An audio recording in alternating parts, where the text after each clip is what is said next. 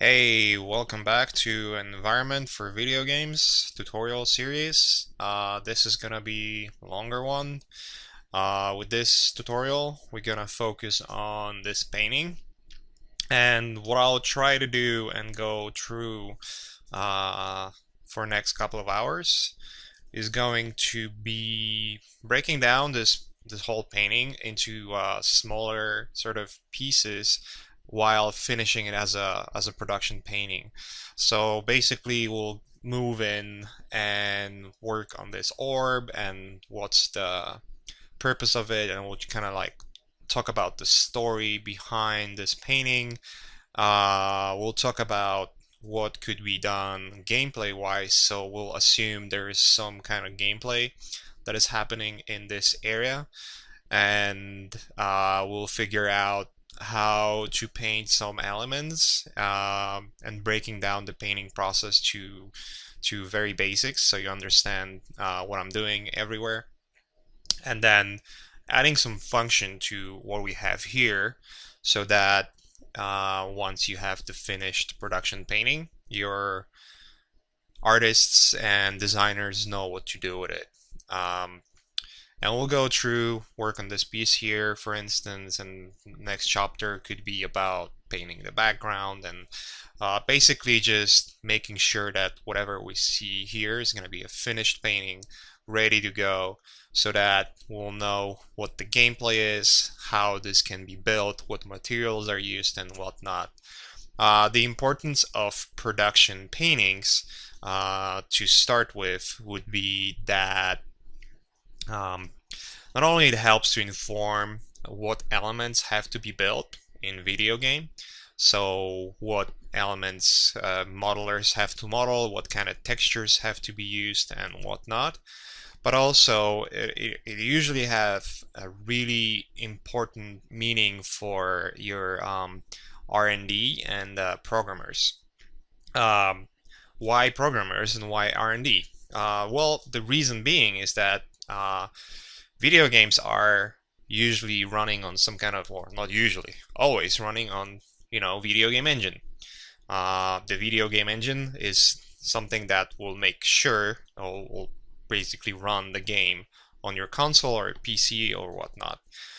Um, so it has to be programmed. It has to have algorithms and codes that will tell the game to, run in a specific way, tell how the lighting is going to be rendered, and all those things that are important for having your final sort of product. Um, so when you create this kind of painting, you want to be, pushing those programmers to, write something new, something that will make the engine look and play even better. And oftentimes, it's a concept artist role that will help programmers to get an idea what has to be done with the engine in order to produce uh, better lighting or better texture quality or some visual effects that the engine doesn't have. And I'll be talking about those ideas while I'm painting and explaining how your input from the concept or illustration you have, how it can affect the way the engine looks.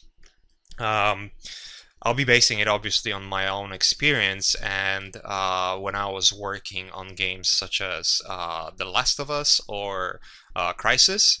A lot of those paintings that I was doing, production paintings, had a huge influence on R&D and a huge influence on how the engine would calculate the light and what algorithms had to be written in order to create uh, interesting bounce light or soft shadows and whatnot.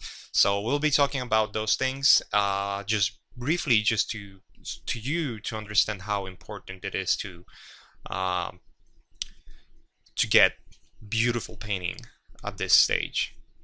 Now, granted, that's something I've talked about many times before. Uh, what you're seeing here is not going to be 100% of the work you're going to be doing in video games. This is just probably 20-25% of work that you'll be doing on the project. The rest of it is so-called production art. And the production art chapter is going to be the last chapter of this series, and I'll be doing it very soon, right after this release.